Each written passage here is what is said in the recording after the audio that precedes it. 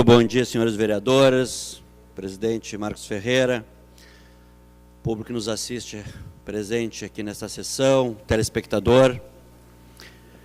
Eu quero, neste dia de hoje, primeiro discordar do vereador Ivan Duarte, que depois de algum tempo já de a gente ter ouvido tantas discussões sobre golpe, não golpe no país, essa discussão continua ainda com esse termo, dizendo que é golpe. Na minha concepção, só o fato de ter sido presidido pelo presidente do Supremo, a sessão que cassou o mandato da presidente Dilma, por si só, já prova que não tem golpe, que isso fez parte do sistema democrático que vivemos no nosso país. Então, me parece que essa frase, golpe, até não cabe, principalmente para um vereador esclarecido e inteligente, que eu considero que é o vereador Ivan Duarte. Eu quero aqui, na minha modesta avaliação, sem nenhuma paixão política e da mais frieza possível, fazer uma pequena analogia sobre a PEC tão falada, a PEC 241 da Câmara e agora trocou de número 55 do Senado. Me parece, senhores vereadores e telespectador, por que eu digo que eu quero fazer uma pequena analogia fria, sem envolver qualquer paixão política, principalmente? Porque o que me parece que foi criado um cenário para que essas coisas pudessem acontecer. Quem é que vai aprovar aqui, vai querer a aprovação de congelamento do salário mínimo, por exemplo? Não é bem isso que diz, mas em outros termos pode-se subentender que é algo semelhante. Mas por que, vereador Ivan Duarte, Marcos Cunha, que chegou a esse ponto? Porque parece que foi criado um cenário favorável a isso, mas isso só foi possível pelo fato da quebradeira que está o nosso país. Mais de 13 milhões de desempregados. E a partir do momento que nós temos mais de 13 milhões de desempregados, mais do que ver a cada quadra que se passa, na nossa cidade, nós não precisamos sair daqui para ver quantas lojas para alugar. Então parece que depois disso, primeiro quebrar o país, para depois apresentar uma solução. E uma das coisas que é preciso dizer, não precisava, mas é preciso refrisar, é que hoje se fala tanto que o governo Temer está na contramão, está adotando medidas impopulares, mas é bom lembrar que quem votou no Temer foi quem elegeu a Dilma. Isto nos faz fazer uma analogia fria de que quando se vota num presidente, se vota no vice-presidente. Se hoje está ruim para o país, se algumas agremiações estão fazendo protesto pelo país inteiro, foi essas próprias agremiações que elegeu este presidente que está aí, e com detalhe, reelegeu, porque hoje, sob o comando do PMDB nacional, já fazia parte do governo Lula. Então, senhoras e senhores, se tem golpe, não sei nem se esse termo existe, mas então se autogolpearam. Foi um autogolpe, porque foi entre eles, foi um grupo que sempre participou do mesmo governo, certamente planejaram, construíram um plano de governo junto, e isso faz com que hoje quebrassem o país. O país está quebrado.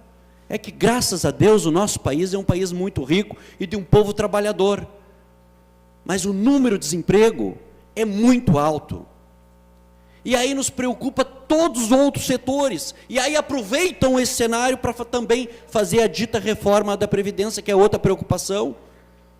Mas eu ouvi do ministro, respondendo para um cidadão que ia se aposentar aos 54 anos, depois de ter trabalhado muito, o seguinte: ou você apoia ou quer se aposentar e receber a sua aposentadoria aos 65, ou você quer se aposentar com 54 anos e não receber. Ou seja, em outras palavras, a Previdência também está quebrada. E por que quebrado? Por uma sucessão de erros, mal administrado. E esses dias, numa última fala que eu fiz aqui, eu dizia isso. O que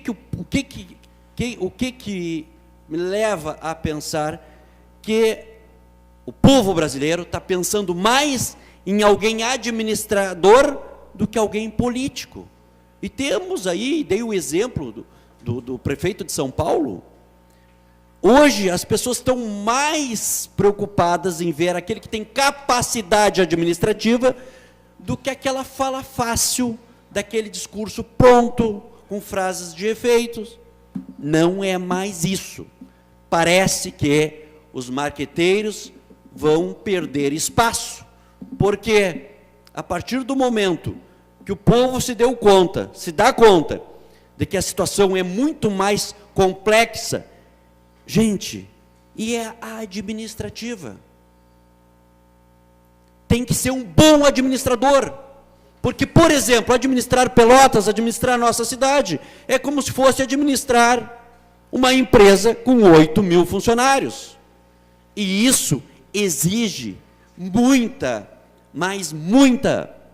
dedicação, sabedoria, exige um grupo que entenda do assunto para colocar nas suas pastas. Não pode colocar porque é amigo ou porque foi candidato e obteve um número de votos. Não. Então, a parte administrativa é fundamental. Com muito prazer, uma parte ao vereador Viana e depois ao vereador Vicente Amaral. Vereador, todos temos, tenho certeza, ouvido muito e discutido muito sobre essa PEC. E realmente é uma situação difícil, mas é preciso que se tenha subsídios para poder chegar a uma boa conclusão. Me chamou muito a atenção, e eu nem vou dizer que é de um grande político, mas muito mais do que isso, de um grande cidadão brasileiro, a opinião sobre a PEC, que é um engenheiro mecânico, economista, educador, professor universitário e político.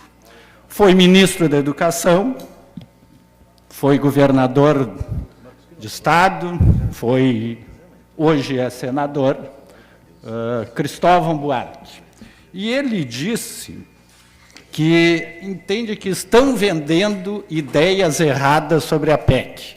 E é de oposição, né? Aliás, já foi inclusive do PT, dizendo que essa PEC não deveria ser chamada de PEC do teto, que deveria ser chamada de PEC da responsabilidade, porque é fundamental para que as contas sejam equilibradas, para baixar a dívida, para diminuir os juros, para retornar o investimento, para gerar emprego.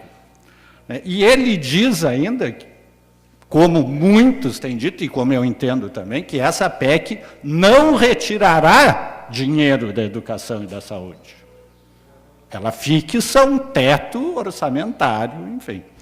E ele disse o seguinte: eu vou mostrar como botar mais dinheiro na educação. Quero ver outros mostrarem como botar em outro lugar. Então, com fundamento de quem conhece, ele diz isso, que vai mostrar no orçamento como botar dinheiro na educação, mas que vai ter que assumir posições para tirar de outro lugar e não ficar como a grande maioria, que é a favor de tudo e que acha que tudo pode acontecer. Então, é interessante conhecer o posicionamento do senador Cristóvão Buarque, que explica muito bem, além de outros economistas, enfim, que nós temos ouvido, e que é importante ouvir a opinião dos dois lados para poder se chegar a uma conclusão. É certo, só para terminar, é que não adianta gastar muito e não fazer nada. E é o que nós temos visto nos últimos anos no Brasil,